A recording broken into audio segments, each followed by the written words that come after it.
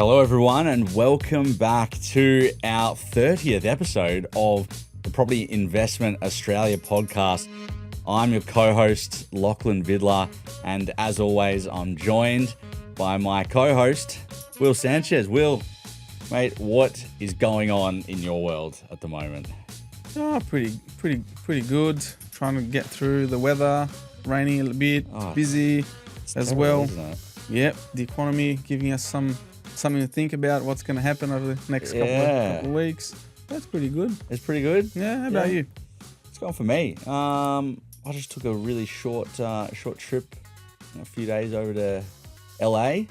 Just a little breakup. We had a really big sort of first 3-4 months of the year, so I just needed a couple of days off to sort of rest and recharge. But hey, look, I was gonna say not much, but there's lots going on. It's just crazy. It's just like we're in a really strong rhythm where it's just deals and deals and deals and clients and clients and clients. So we're just sort of in a rhythm, probably more than anything. Which is else. great. It's a good problem to have. A good problem. Yeah. I think it's The team's growing. team's growing. Yeah, God, we've got job ads out at the moment. It's hiring people is hard. Hiring people is very hard. I know you know that as well. Yeah. Just trying to find the right people for the right roles, that have the right Staff motivations. turnover. Yeah, it's And all that comes with it. yeah, it's it's always a big piece of the puzzle, isn't it? But hey, Absolutely. we've got this isn't about our issues today of hiring and all the rest, but you know what today is about, don't you? Bring it on. Bring it on. Well, we want to have a discussion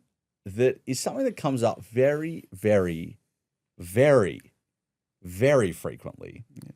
I know I hear it in, sort of one, through one lens, one perspective, and I know you get it through a similar but still different perspective. And the question that we get asked all the time is it better to pay off debt, like, for example, on your principal place of residence or your owner-occupier property, or is it better to buy more property? And, well, I mean, there's no one answer. I think if we said from the very beginning, there's no one answer, but there is a lot to unpack around the question. I think that's what we really want to do today, right? We really want to unpack some of the considerations to give around it. And I mean, I have a perspective, for me personally, but also I think that, if I could give a generic statement, what I would give, which I'll save for a little bit later on. Spicy. But we're gonna have a chat about it. What's your don't give too much away just yet, but like what's your thoughts when you hear a question like this? Yeah, it's a tricky question, but it's a question that comes up pretty much 80% of the time. Like, people want to know, what is the best decision? I think the best decision is the one that is the best for your family at that point in time, I would say, because there's lots involved. Like you said, we don't want to give away too much straight off the bat. But the main thing is, where do you want to go? What's the goal? What do you and your family, where is the trajectory? Where are you going? So I think once you've got that answer, it makes the path a lot easier to sort of organize. I think that's a really good point though, because there is a number-based answer, but there is an emotional-based answer as well. And everybody's emotional-based answer is going to be different, right? Like, I'm not married, I don't have kids, right? My considerations are going to be very different to what yours are, right? Yep. Because you have both of those things, right? But then I might have other things going on in my life that mean that I need to make a certain decision based on that criteria versus those things that might not exist for you either. So I think it's a really good point. And I think that, for me, when I hear it, like kind of exactly as you said, right? It's very much about where you are in your journey. It's very much about what your own risk tolerance is. And it's very much about what your long-term plan is. Because to me, all those things go hand in hand and they all influence each other. And that is, I guess, what probably brings a little bit of individuality to this question or to this scenario, because you can have two people that look very similar on paper, let's say, or, like two colleagues at work, they're, I don't know, in their 40s, they're married, they've got kids, they both own their own home. But the answer to that question could still be very different for both of them, right? Mm-hmm, absolutely. I've got a very good example, okay, but I won't give it away right now. I love it. But that's That's Like a day very smoking very aligned. mirrors. Yeah. Very aligned. I think with the Yeah. topic because from the outset, if you have a goal, that's probably the best way to start it off. Agreed. Okay. So how about I tell you why I think this question matters so much right now? Can I do that? Please, please. Okay. So for me, I think that the question is really coming to the forefront because we're at a really interesting point sort of the economy and the property market, right? We're at a point where, yeah, we just had a rate cut and yes, like some elements of cost of living have started to improve a little bit and things like that. But for the most part, Does it feel like it? Well, I was going to say, that's where I'm probably going with this, right? For the most part, I feel like we're still very close to the peak of a lot of these factors, right? Like we're still very much close, around that peak of the interest rates, right? We're very much at that You mean the peak. hardest has passed? Exactly. Yeah. Well, I think the hardest has passed, but we're not too far off the peak where I think that the conversation is still very relevant. That we're still very close to that top area of a lot of these factors, right? One being sort of interest rates, one being general cost of living, like cost of goods and services and all the rest. We're still very much sort of at that. Rents are still very expensive. What else? Incomes have started to taper off a little bit, right? Like that pressure that was there of increase in salary and stuff aren't there as much anymore. So for me, I feel like we're very much around that peak of the period still, and that's why I think the question matters so much because we're very much about to have some changes, right? And those changes, like interest rate cuts, we've just seen, or not just, but like we've recently seen the first one. And we're very likely to see in the May board meeting of the RBA that we're likely to see another cut, right? And some people are even predicting Fingers and toes crossed. Fingers and toes, yeah. But some people are even predicting that we might see a double cut, right? As in like a 50 basis point instead of 25 basis point cut, right? Which could happen, eh? It could. I wouldn't say I'm convinced, but it could. Same, but we've seen some really sharp rates come up. Fixed rate come up. Recently, like pretty close to 5. Oh, in the mortgage market, you've seen. Sorry, you mean you've seen some? Yeah, okay. Which leads to believe that it's happening. Interesting. What 519, 509. Time period, like 2-year fixed One rate, and or two. 1 and 2. Interesting. Yeah. I mean, everybody knows what direction. I think the question is more just around like, what's the time frame around it, right? Like that's the bigger question, not. Yeah. Is it? So yeah, as I was saying, right? Like I think the question really matters right now because we're about to see continued big changes over the next 12 to 18 months with that. We see a lot of people that are, say, maybe equity rich, cash flow poor, or household rich, but maybe there's not the actual income there to support it. And also the fact that like property prices have not stopped moving. Like, let's be clear about that. But as rates come down, we are going to see more people that are able to borrow and buy. And that's going to mean more demand. We're still seeing other factors like migrations and other things. We'll talk about a few of them a bit later on. But all these factors are kind of coming together now where I think a lot of people are going to be in that position of thinking about, do I invest and buy more property or do I pay off my debt I guess this conversation is primarily around PPOR. Do I do that instead? That's to me why this conversation is really important right now. Yep. I couldn't agree more. Yeah, absolutely. It's a very relevant topic. So then let's jump into it. And like I said, I think for me, the question is more around not necessarily paying off your investment debt. It's more around paying off your principal place of residence debt. Do you pay that off? Do you focus on paying that off? Or do you focus on buying more property? To me, that's really the question we're unpacking today. Yeah. I was going to add. Please. Because if it's a strategy, paying off the principal place of residence is investing as well when you look at it. To an extent, I guess. Do you see what I'm saying? With a certain lens, absolutely. Yeah, because if you're thinking of using equity, if you're thinking of leveraging what you already have in place, but it's a strategy, then it's all part of that sort of broader view. Yeah, for sure. I think you're right. Like at the end of the day, whether it was bought for investment or not, if the house goes up, it's still an asset that you own. It's still wealth in the family. So I think what you said is still very much has an element of truth to that, right? So let's unpack, I guess, a little bit about why paying off your principal place of residence, really focusing on that, may be a smart move, right? So for me, one of the biggest factors that kind of contribute into this discussion is the fact that debt associated with your principal place of residence isn't tax deductible. So every time you make a repayment, or even any time you're going and making, say, repairs to the property, things like that, there isn't an element of return that goes with that as big as a tax deduction, right? And I'm very much on the record a lot saying you never invest for tax outcomes.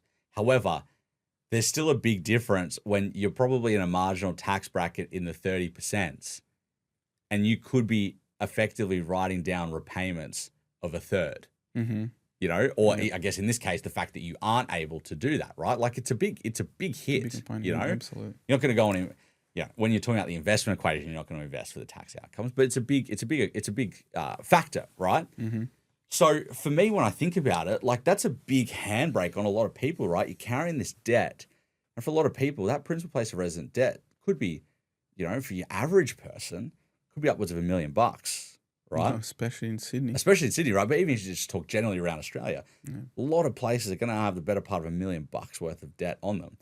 So not only is that not a tax deductible situation, which can improve your cash flow, but also it's a handbrake on investing capacity because you've got this debt that's outstanding, that's owing, right?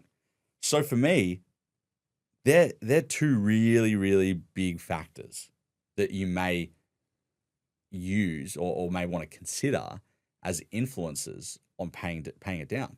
What do you think about those two? Oh, I think the good part of paying down your principal place of residence is that the fact that it's more emotional than anything else. Like I agree. If you feel good about reducing your balance every time you look at the balance, you go, "Oh my God, it's." Yeah. But sometimes, with high interest rates, you go, "Oh, geez, he barely made a dent." Yeah.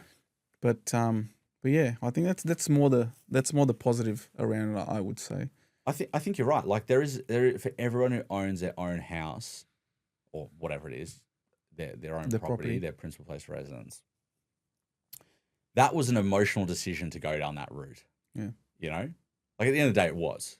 And people can sit there and say, "Oh, I just want to get in the market and do that." You could have invested. Yeah. But you chose to buy your own place. So it was an emotional decision. And that's okay, right? I'm not throwing shade at anybody for that or anything like that. That is okay. But that feeling of paying it down is almost that dopamine hit that you get every month or every week or that fortnight that's similar to that hit you got when you decided to make that decision to buy the own home, right? I rent fest, right? I don't own my own home, so I can't maybe identify with that as much, but I know you do. So like, how do you feel when you pay down that debt each No, I think it's exactly what I said. It's more the emotional component. Like we bought it, it's it's growing in value, but we not only that, we're reducing the balance. Yeah. Like it feels good, like you're achieving it. But when you see it doesn't make a dent, that's the issue, because it's high interest. And when you really, really, really focus about portfolio creation, you can almost think about could have invested instead of having this big chunk of debt. So I think it's a really, really good consideration, because changing the goalpost halfway through can be extremely detrimental to your and that's where my example would come alive. If you change the plan halfway through, that can be really, really bad for your circumstances. Well, what if I said there was a twist? Well, we love twists. Bring it on. What if I said that the question isn't really about buying your own home, paying down the debt on your own home, or investing in property? What if I said the twist is that you could really look at it as starting or continuing to invest in property to help you pay down the debt on your own home faster? Well, that's interesting. It's interesting. Oh, bring it on. Tell me more. Sounds like one of those infomercials. Yeah. Oh, but wait, there's more.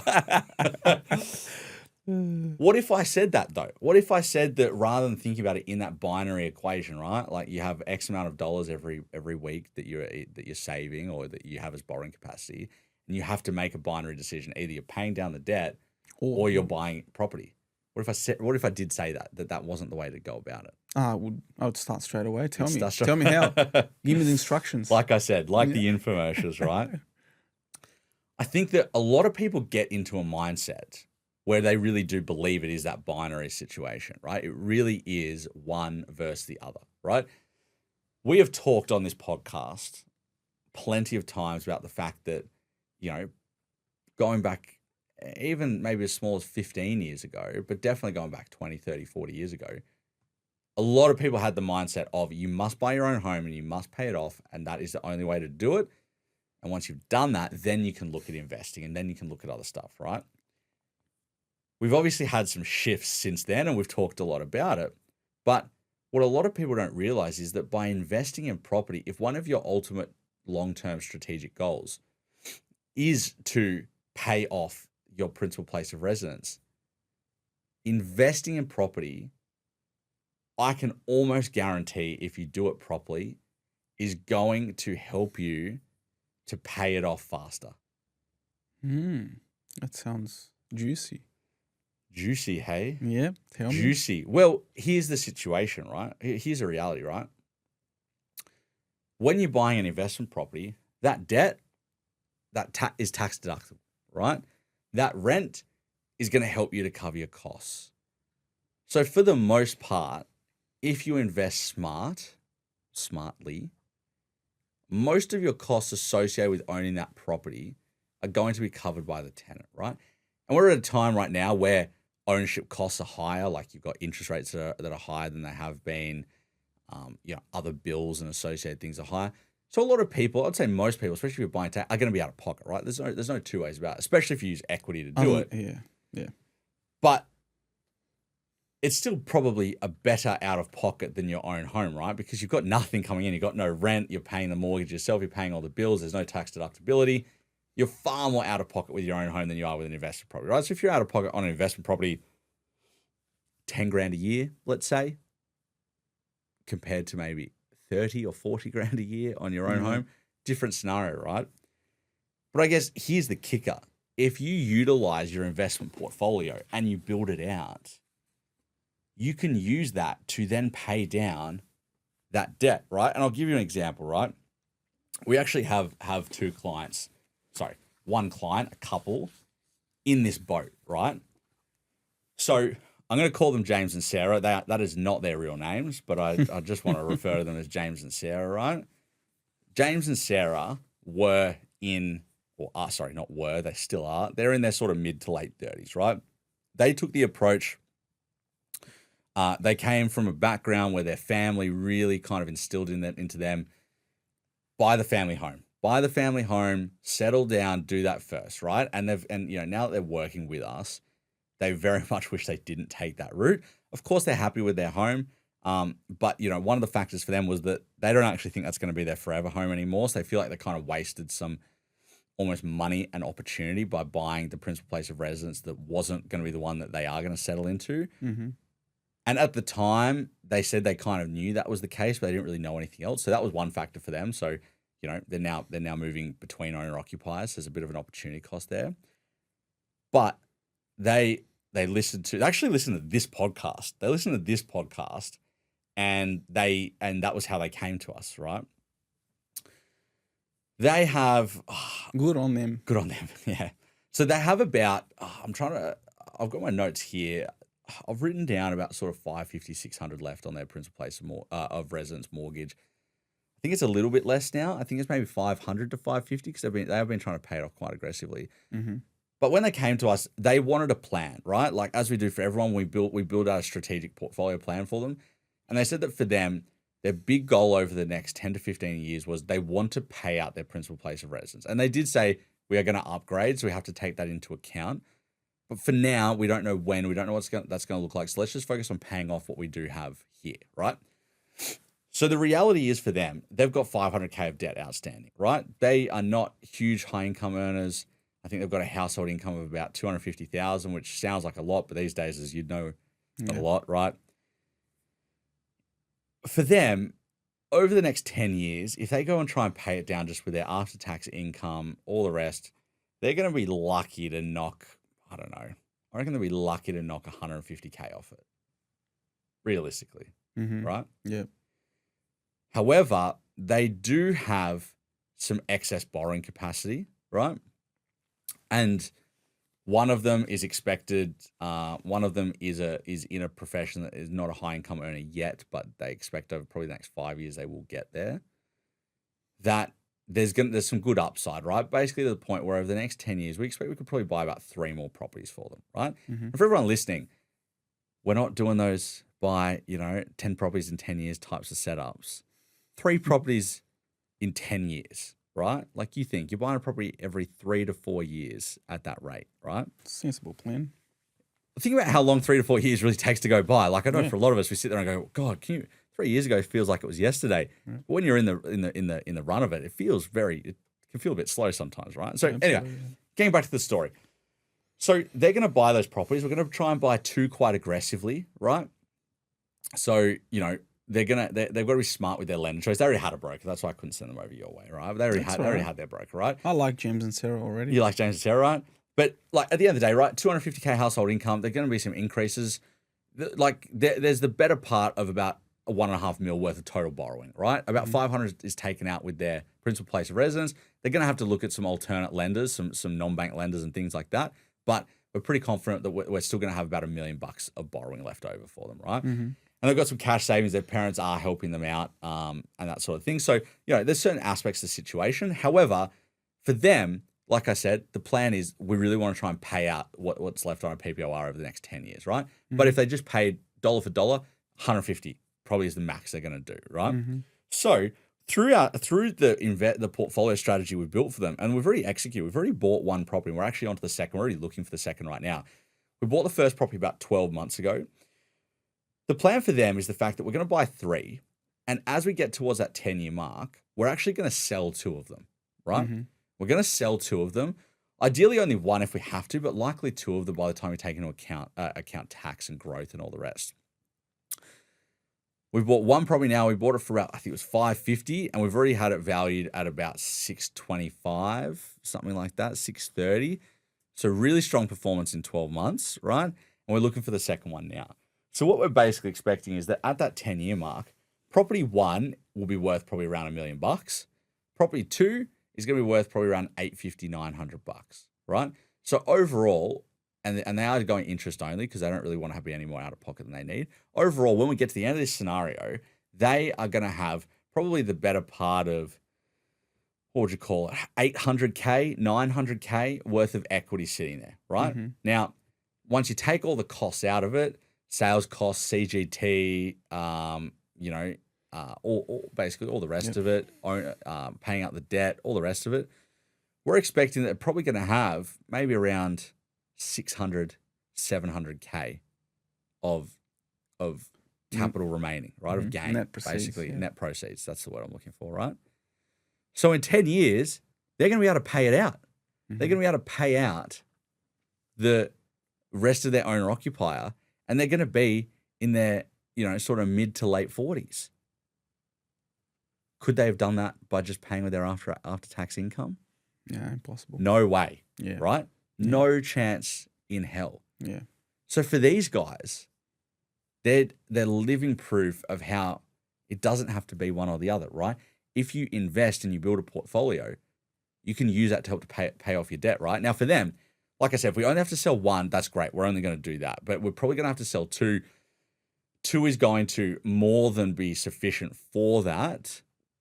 But they're probably then going to use some of those proceeds for the upgrade of their owner occupier anyway, right? So it's kind of, 6 1 half does the other kind of thing, right? Yeah, but the best of both worlds. Exactly right. But if you allow me, there are some negatives that come with this scenario, right? So firstly, they are going to decimate their investment portfolio, right? They're going to go from owning 3 investment properties to probably only owning 1, right? So it's important to remember that there is an opportunity cost. That means that those properties now no longer are going to have that growth over the next 20 years, right? 25 years. For them, they are willing to wear that cost though. They know that because for them, it's that safety and the emotional attachment to their family home, right? They are still going to be left with at least 1 property though. And they're going to use that as the building block for what comes next. So for them, it's not completely decimated. It's pulled apart a lot. There's still the foundations there. And then over the second 10 years, their plan, we want to build back up to ideally 3 to 4 investment properties, right? And for them, there's going to be some solid income. They have alternate investment strategies as well that obviously we can't do much for. They're going to own their own home outright. They're going to own 3 or 4 investment properties. We're very confident that after sort of 20 years, we're going to be able to have built out, 100 to 120K in today's dollars passive income for them. Pretty good life, I'd say. Oh. But they could have been further if they didn't have to go and sell properties, right?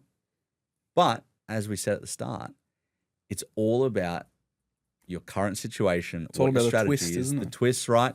But it's about what's important to you. Yeah, I quite like it. It brings to life what, millions of people go through. Like, what do we do?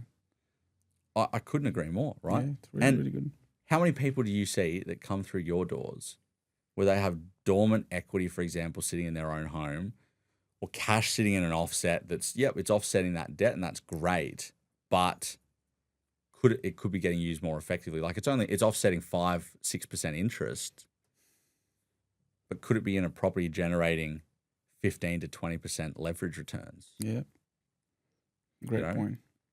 Possibly upwards of 80 to 100%, ROI. 19% year on year. That is the number that we like to play with especially in the first 12 months with Atlas. But I digress. Thank you. So let me wrap this up, because I think I've actually liked the length of this episode. We go for some longer ones, but we can smash out some shorter ones as well. For me, I'll tell you when I think it makes sense to continue to buy instead of paying down, right? Or instead of paying down at the expense of buying, right?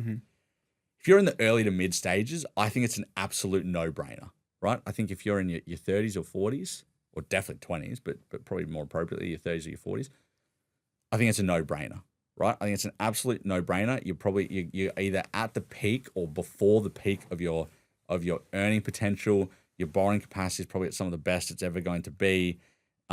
Market conditions, you've got a lot of time that if something goes wrong, you've got time to kind of fix that mistake. To me, absolute no-brainer. I will say though, if you're like 50 and you haven't paid off your own home and you're thinking, my God, how am I going to do this though? As the example of James and Sarah, like, you may not be able to retire early. But if you started at 50 or 55 and you had that same 10 years, you might be able to pay off your own home.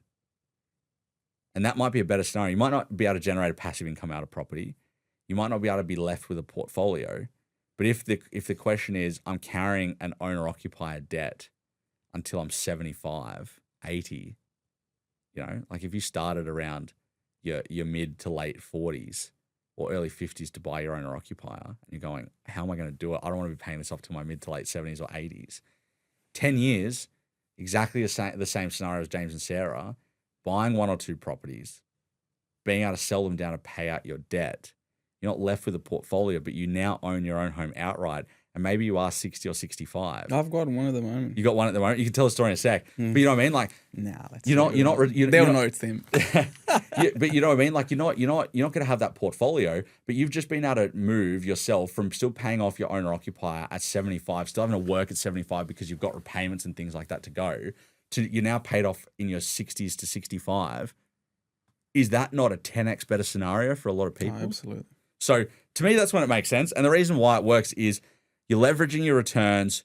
You are using, you're using tax benefits to your advantage. You are being proactive. You are expanding your wealth to then be able to pay it down faster. It's, to me, that's why it works so efficiently. Yeah, no, I couldn't agree. Do you want to tell the story? No, they'll know because it's very, very specific. It's very if they specific? listen, but it's very specific. But it's good because now these ones, the last ones, they're older, in the older age bracket, but they're doing all right. They just didn't know what to do. They don't want to carry owner-occupied debt, so that's exactly what they're doing. So if you speak broadly, so what is it that they're how old are they roughly? 57. 57. Yeah, and they're carrying owner-occupied debt. Yeah. So roughly how much? Oh, I think it's about 350. Okay, not too much. Not too much, but still probably more than they want when they're almost 60. Yeah. And what were they just a bit nervous about the fact that they're the age. Yeah. And what do we do? Like, are we, getting to more debt? Yeah. At this age? Yeah. So that's the emotional consideration. Yeah. for them. But it made sense to sort of start investing. Yeah. I presented the numbers, and obviously we don't push it. Yeah. I just tell them the facts and what it is. Yeah. And they're happy. I've sent them your way. They started talking to. Oh, cool. Luke. Yeah, I'm trying to think who it would be, but I guess there you go. Right, case in point. Right, it's very much about the fact that they're now thinking. I assume that they're now thinking, well, we've made some mistakes along the road. We're not in the financial position we want to be. Like we as Atlas can't turn back time. You as as a mortgage broker can't turn back time. Them as the client can't turn back time. So we now just have to make the best decision. Maybe the best decision is it's now 70 that is the goalpost, but otherwise it was going to be 80. Yeah. Yeah, it's decisions, man. All about decisions. It's funny because I had a customer. One is 75, the other one is 67. Yeah. So they came to us with 320 existing debt, so they don't know what to do. They want to refinance, and the lady said to me, "I wish we hadn't bought like 4 cars and put onto the mortgage, because we are now paying car. We're just paying the cars off." I said, "Oh my God." I think about that. Like you get to that age and you think about that, they would have paid off like ages ago. It's all about the choices we make, right? The opportunity cost that comes with it. That's good stuff, mate. Well, look, let's wrap it up there. I think that's a good place for us to end the episode. So I guess what are the messages to take away from this? So the message for me is if you are thinking about whether you should be paying down your principal place of residence or investing in property, it doesn't need to be only one, right? And if you want to pay it down, you're probably going to be able to pay it down faster by actually investing in property. And if that's your main focus, that is probably going to be the fastest route for you. So don't forget that, right? But at the end of the day, we are talking about investment logic versus emotional, and you have to make sure that it's right for you and what you're doing in your family situation, right? Absolutely. That is the hardest thing. And if you can't sleep at night with the decisions that you make, that's not going to be a good boat to sit in. Right? Beautiful. So I love that. Well, mate, we'll wrap it there. Thank you to everyone again for tuning in. It's great. We're continuing to see awesome growth. We have thousands and thousands of you listening in every single episode. We absolutely love and appreciate that. Please keep throwing those 5 stars onto the streaming platform that you're listening to. It really does help us out. And now, as a final shout out, if you are looking for some help on the mortgage side, make sure you go chat with Will and the team at Aussie Newtown, right? As I always say, Platinum Broker, Platinum Bloke, and Platinum Service. Go and have a chat with them, right? Thank you very much. They are fantastic. You can see his contact details in the episode notes.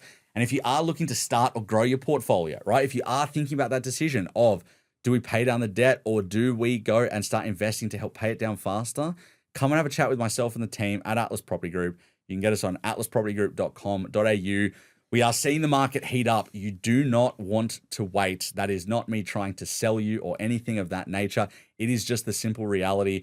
Rates are coming down. Markets have been hot. They are continuing to heat up. So do not delay it, because I'll tell you one thing for certain. You don't buy a property the day you start talking to us. So it is going to take at least a good few weeks of going through things. So start it today, and don't be one of those people sitting there in 6 months saying, I should have just left an inquiry. All right. Thanks for tuning in, guys, and we will be back with you very shortly for our next episode. Thank you.